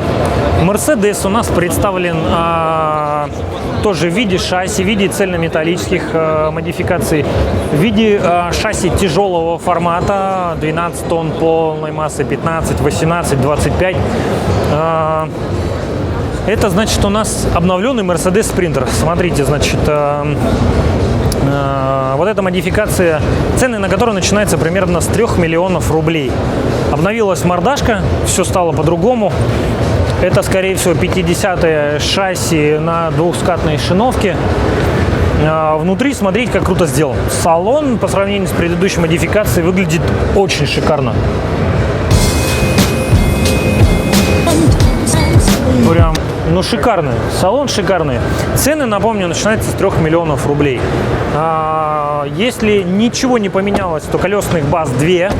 Под фургон 3,80 и 4,40, соответственно, 7,8 евро палет. Ну, цены соответствующие. У нас тут сэндвич высокой термичности АМЗ. но почему-то без холодильника. Господа, очередной слив на стенде Мерседеса, никто не хочет общаться, что-то все сразу пресс-атташе и бла-бла-бла. Короче, Mercedes Sprinter, две модификации, 300 серия на односкатной шиновке, 500 серия на двухскатной шиновке. Вот она такая красивая в новой морде. Две колесные базы на 7 палет и на 8 евро палет. Ценники начинаются примерно на шасси от 3 миллионов рублей и в космос. Поэтому посмотрели, классно. 12-18 тонн полной массы никакой не представлены, поэтому больше здесь, в принципе, показать особо нечего. Пойдемте. С Женей Жориным мы работаем сколько, блин, лет 7. С Жекой прям лет 7, наверное, Ты только вот так вот не выкладывай. Как? Вот так вот. Вот так и выложим. Вот так и выложим. Но мы же с Хина не выкладываем с футбола свои фотки. Ну и что? И видео. Ну должна и быть что? какая-то презентабельность, а мы тут с тобой как это... Это наш контент, наша подача информации, как мы хотим. Нас не поймут. Да, мне все. Итак, Рейбзе, V800 по мощности, по холду производительности, он, по-моему, даже как Т800, да? Аналогов нет, но скорее всего как Т600. Как Т600. Ну, то есть мощнейший холодильник, сумасшедший продув, там, где люди хотят сэкономить, но хотят 18-палетник, вот, V800 это самое... Ну, это в основном 40 кубов. На 40 кубов. Куча автономок, а где Т560? С той стороны. Пойдем, чтобы посмотрим. Thermo King T560. Автономный холодильный агрегат, который имеет собственный дизельный двигатель. На какую длину продува он рассчитан, скажи мне? Да, порядка 6 метров. Привет, Ахмед. Порядка 6 метров. То есть есть такие отчаянные любители, которые хотят на 10-12 палетных машинах иметь себе автономку. Те, кто не хотят приводные холодильные агрегаты. Кто хотят максимальных защиты от рисков, да. В небольших объемах ездить на межгород. В том числе фармацевты. Вот для фармацевтов самое главное, чтобы если там шасси отхлебнет, то холодож должен продолжить работать. Вот с такой помощи, либо эвакуации, холодильник работает. Такой вот как раз холодильный агрегат сделает. Какой расход топлива? Ох, ну даже если вот прям брать какие-то максимально пиковые нагрузки, не больше 2 литров в час при постоянной работе. Мы подошли на стенд Таштерма, там сказали 3 литра в час. Я говорю, это дофига. Thermo King очень сильно борется за экологию. И за расход топлива? Это связано и с минимизацией выбросов. СО2? Всего. Всего-всего. Фонтанов. Вот. Есть еще чем похвастаться? А мы думали, это стенка. А это холодос. Супер крутая штука. Автономный холодильный агрегат SLX. Есть AI даже, да? 200-я, 300-я, 400-я модификация. Я правильно понимаю, SLX там несколько лет подряд занимает, благодаря этой модели, Thermo King года, это холодильник года в Европе, нет? Да, в конкуренции с Carrier, с Vector. Несмотря на то, что конкуренты говорят, что у них все намного лучше, но... Сейчас они говорят тоже. Но по факту эксплуатации оборудование говорит само за себя. Да. Топовые производители выбирают Thermo King, да? Да, также по расходу топлива ниже. И, по-моему, межсервисный интервал раз в 1500? Нет, основной межсервисный интервал 3000 моточасов. Раз в 3000? Да, это очень... Большой показатель. Да, это удобно для тех, кто очень интенсивно эксплуатирует холодильный агрегат, потому что в год можно набегать и 2,5, как X5 это делает, и 3000 моточасов. И это у тебя совпадет с годовым ТО. А у конкурентов получается 1500 моточасов интервал. То есть он за год делает 2 ТО. Это замена масла. Опять же, расход. Расход пониже, да, но там небольшой, он там порядка 10% разницы. То есть, в принципе, если отталкиваться от данных клиентов, то в среднем режиме таком где-то 1,7 расход топлива. Но это не на силу. Да. Знакомьтесь, друзья, Барян. Да. Нормальный, четкий подсек, представитель компании ТК Русбас. Да. Официальный дилер Заноти и Mitsubishi. Ну-ка, рассказывай, что тут. И Термал-мастер. Вот, я увидел какой-то новый, весь зализанный Термал-мастер. Только не поворачивайся. Давай, расскажи, что за модель. Абсолютно новая модель, 1600. Что в ней примечательного? Примечательно то, что новый дизайн, новый пульт управления. Насколько рассчитано на кубов? На 20 кубов. На 20 кубов. Это полная замена установки T1400. Так. С этим пультом управления, с которым она идет, справится даже ребенок. Простой, максимально эффективный, да? Абсолютно простой пульт, никаких наворотов, только практически там 3 кнопки присутствуют. Я понял. Что денег? По деньгам максимум подорожания 100-150 евро. Ну, сколько прайс? Ну, пока еще не сформирован. Эта модель вообще мы увидели только в первый раз и запустим в продажу, я думаю, где-то к концу осени. Так, я понял. Что по автономкам? По автономкам... Есть термаловские автономки? Термаловские автономки, мы от них отходим и идем в сторону Заносси. Так. Уно 60, Уно 80. Митсубисевские автономки? Митсубисевские автономки хороши, но для нашего рынка они очень дорогие. Очень дорогие. Да. Но они хорошие? Они хорошие, они лучшие. Лучшие? А то, что мы поставили на 4 сезона, это было 4 года назад, и до сих пор ни одной серьезной рекламации. Вот так. Мы проверим. Естественно. Смотри, предъявим. Ну, так спросить у 4 сезона. Если ответишь. Ну, конечно. Я когда Я говорю, если. Ну вот, это вот. Вот. Что по Заноте? Есть какие-то новенькие или все то же самое модель Зерошки? По Заноте есть новая модель Uno 60, которая уже идет с автономным пультом. Автономный планшет. На этом планшете будет и мониторинг, будет и возможность смотреть температуру автономно, то есть полная телематика, полный мониторинг. На какую длину фургона рассчитан он? Длина фургона общий объем до 40 кубов. Ну, это 5,5-6 метров. Ну, 6,5 метров. 6,5. Да, 6,5 метров. То есть стандартные 15 палетки. Да. Что денег? По деньгам меньше, чем 14 тысяч евро будет стоить. Меньше? Это в прайс? Это прайс еще не сформирован, потому что модель новая. Модель новая? Да. Я будет понял. меньше, чем 14 тысяч евро. Так, чем вы еще примечательны? Сколько у вас станций? У нас 3 станции. 3 сервисных станции. Химки, Подольск, Балашиха. Ни одного конкурента такого нет. Ты знаешь об этом не понаслышке. Что, понтами толкаешься просто вообще. Не могу стоять. Только факты. Ну, я понял. Как продажи? Идут. Как клиенты? Тоже идут. Ползут? Да. В такой стране только ползти могут. Ну, мы же разными способами добиваем. Я понял. Вот так. Ну, дай бог у нас там выстрелит проект. Я надеюсь, я только за. Да. Готовимся к нему, да? Ну, мы тоже готовимся. Я понял. Народ много уже знакомых встретил? Практически всех. Практически всех. Да. Идеальное место встречи. Да. Вот так вот раз в год выбраться и повидать всех в одном месте, да? За один раз. Да. Спасибо, четкий барян. Кирюх, я всегда рад. С камерой, с репортерами всегда интервью дам. Ну все. Помогу, да. Ну все, договорились. Вот такие четкие поцки, смотрите как. Да. Друзья, вот примерно таким получился наш не короткий репортаж. Мы со своей стороны постарались передать вам те тренды и настроения, которые царят в направлении коммерческого транспорта, что актуально, кто куда движется, кто с чем выставляется. Опять с прицелом нашего направления по застройке автомобилей и рефрижераторов. Прошу не судить строго, если какие-то модификации нами не были освещены в полном объеме, но это именно наше видение, то, как мы хотели преподать вам информацию, чтобы с учетом нашей специфики бизнеса, застройки автомобилей, вам было полезно и интересно посмотреть наш репортаж. До новых встреч, до следующего репортажа. У нас впереди еще куча много интересного. Съемок, обзоров и всякого-всякого. До новых встреч. Пока.